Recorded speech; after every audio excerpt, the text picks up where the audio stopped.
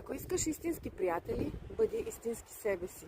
Истината не е нещо, което търсиш навън. Тя не идва чрез одобрението на другите, нито чрез ролите, които играеш. Преди да търсиш връзка с другите, създай истинска връзка с себе си. Тази вътрешна връзка е коренът на всяко автентично приятелство. Истинските взаимоотношения започват там, където свършва нуждата да се преструваме.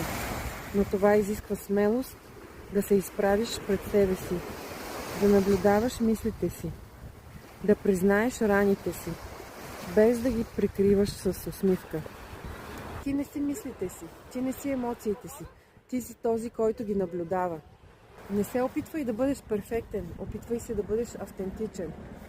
В този вътрешен покой започва истината, а тя е простичка, тиха, но в нея има сила, която привлича точно онези хора, с които можеш да бъдеш напълно ти. И когато станеш автентичен, ти ставаш ясен. И хората, които трябва да бъдат в живота ти, ще те намерят.